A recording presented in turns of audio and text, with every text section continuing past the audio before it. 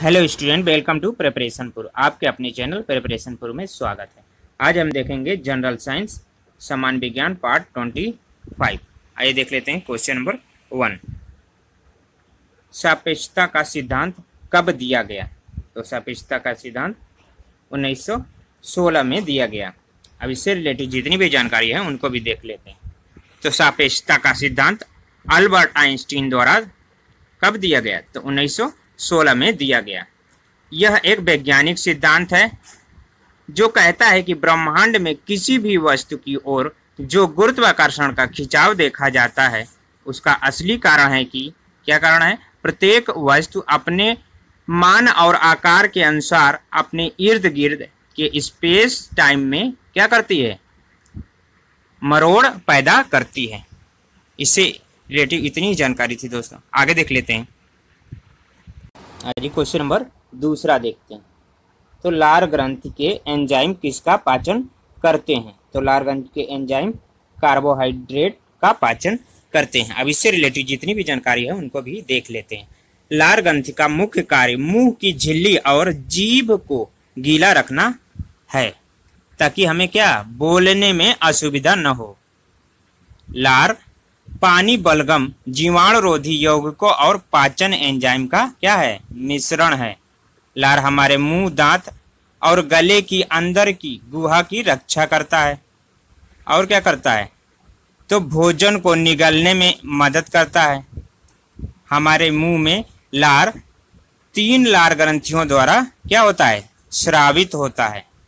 पहली सबसे बड़ी ग्रंथि है क्या है? कैरोटीन ग्रंथि। दूसरी ग्रंथि है सब मेड्यूलर ग्रंथि। तीसरी ग्रंथि है सबलिंगुअल ग्रंथि। इससे रिलेटिव इतनी ही जानकारी थी दोस्तों। आगे देख लेते हैं।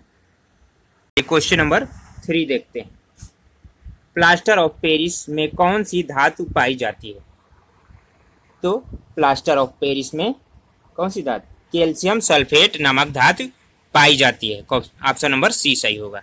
इससे रिलेटेड जितनी भी जानकारी है उनको भी देख लेते हैं। तो यह निर्जलित जिप्सम होता है जो क्या प्रायः श्वेत चूर्ण के रूप में मिलता है। जिप्सम को 150 पर गर्म करने पर प्लास्टर ऑफ पेरिस क्या होता है? बनता है। प्लास्टर ऑफ पेरिस का रासायनिक नाम क्या है? तो प्लास्टर ऑफ पेरिस का रासायनिक नाम कैल्शियम सल्फेट हाइड्रेट है। पेरिस प्लास्टर पानी के संपर्क में आते ही क्या हो जाता है? शीघ्र ही उससे मिलकर जिप्सम बन जाता है। जमने और कठोर होने में बहुत क्या होता है? कम समय में ही जम जाता है और कठोर हो जाता है। इससे रिलेटिव इतनी ही जानकारी है दोस्तों। आगे देख लेते हैं। अब आगे देख लेते हैं क्वेश्चन नंबर 4। चिप्स के पैकेट में कौन सी गैस होती है? तो चिप्स के पैकेट में नाइट्रोजन गैस होती है। ऑप्शन नंबर डी सही है। इससे रिलेटेड जितनी भी जानकारी है उनको भी देख लेते हैं। अब चिप्स के पैकेट में नाइट्रोजन गैस क्यों भरी जाती है? ये क्वेश्चन होता है। तो इसकी खास वजह है कि नाइट्रोजन गैस गंधहीन, रंगहीन और स्वादहीन होती है। साथ ही यह कम रिएक्टिव होती है जो बैक्टीरिया और दूसरे क्या कीटाणु को बढ़ने से रोकती है। इसलिए पैकेट में इस गैस को भरना क्या है? सुरक्षित है। अगर पैकेट में नाइट्रोजन गैस नहीं भरी जाए तो क्या होगा?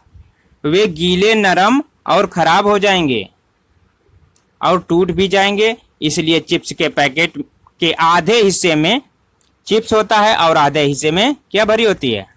हवा भरी होती है, नाइट्रोजन रूपी। इससे रिलेटिव इतनी ही दोस्तों। आगे देख लेते हैं। अब देख लेते हैं क्वेश्चन नंबर 5। प्राथमिक उपभोक्ता कौन होते हैं? तो गाय, भैंस, गिलहरी, हिरन आदि प्राथमिक उपभोक्ता होते हैं। ऑप्शन नंबर सी सही है। इससे रिलेटिव जितनी भी जानकारी है उनको भी देख लेते हैं। ऐसे प्राणी जो भोज्य पदार्थों की पूर्ति के लिए किस पर? उत्पादकों पर निर्भर रहते हैं उनको क्या कहते हैं? प्राथमिक उपभोक्ता कहे जाते हैं। जैसे गाय, भैंस, गिलहरी, हिरन आदि। तो पृथ्वी पर गाय, भैंस, गिलहरी, हिरन सीधे वनस्पतियों से भोजन ग्रहण करते हैं और शाकाहारी होते हैं। ये क्या शाकाहारी होते हैं। खाद्य श्रृंखला में इन शाकाहारी जीवों को प्राथमिक उपभोक्ता की श्रेणी में क्या किया जाता है, रखा जाता है। अब क्वेश्चन होता है कि उपभोक्ता क्या कहलाते हैं। तो उपभोक्ता ऐसे जीव को कहते हैं जो अपने भोजन के लिए दूसरों पर क्या करते हैं, आश्रित रहते हैं। अब इससे इतनी ही जानकारी होती है दोस्तों। आगे देख लेते हैं। अब देख लेते हैं क्वेश्चन नंबर 6। द्वितीय उपभोक्ता कौन होते हैं। तो मेढक, सांप, बाघ आदि क्या हैं, द्वितीय उपभोक्ता हैं। ऑप्शन नंबर ए सही है। पहले हम देख लेते हैं उपभोक्ता। उपभोक्ता किसे कहते हैं। ऐसे सभी जीव को कहते हैं जो अपने भोजन के लिए दूसरे पर क्या होते हैं, आश्रित होते हैं। अब देख लेते हैं द्वितीय उपभोक्ता। वे मांसभक्षी जो मुख्य रूप से शाकाहारी अथवा प्रथम श्रेणी के उपभोक्ताओं को अपना आहार बनाते हैं, द्वितीयक उपभोक्ता या द्वितीय श्रेणी के क्या उपभोक्ता कहे जाते हैं। उदाहरण के लिए जैसे मेढक टिड्डे को खाता है, सांप क्या चूहे को खाता है, बाघ हिरन का शिकार करता है। अतः ये द्वितीयक श्रेणी के क्या हैं, उपभोक्ता हैं। इससे रिलेटिव इतनी ही जानकारी थी दोस्तों। आगे देख लेते हैं। आइए देख लेते हैं क्वेश्चन नंबर 7। तृतीयक उपभोक्ता कौन होते हैं। तो बाज, चील आदि तृतीयक उपभोक्ता हैं। ऑप्शन नंबर डी सही है। तो अब पहले देख लेते हैं उपभोक्ता किसे कहते हैं। तो ऐसे सभी जीव को कहते हैं जो अपने भोजन के लिए दूसरे पर आश्रित होते हैं। अब देख लेते हैं तृतीय उपभोक्ता। तो तृतीय उपभोक्ता के अंतर्गत वे सभी मांसभक्षी जीवों को रखा जाता है जो मुख्य रूप से अपनी उदर पूर्ति हेतु, उदर मतलब अपनी पेट की भूख शांत करने के लिए, द्वितीयक श्रेणी के उपभोक्ताओं का शिकार करते हैं। जैसे बाज चिड़िया का शिकार कर लेता है और अनेक पक्षी द्वारा मछली का शिकार किया जाना आदि क्या है, तृतीयक उपभोक्ता के उदाहरण है। इससे रिलेटिव इतनी ही जानकारी थी दोस्तों। आगे देख लेते हैं। आ जाइए क्वेश्चन नंबर 8 देख लेते हैं। मनुष्य के दांत किसके बने होते हैं। तो मनुष्य के दांत इनेमल से बने होते हैं। ऑप्शन नंबर सी सही है। अब इससे रिलेटिव जितनी भी जानकारी है उनको भी देख लेते हैं।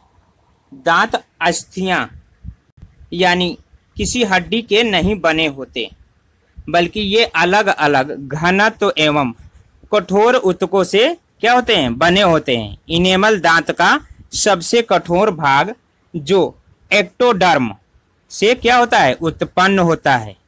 एमाइलोब्लास्ट कोशिका इनेमल क्या करती है, बनाती है, जो कि 96% अकार्बनिक लवण और 4% कार्बनिक यौगिकों का बना होता है।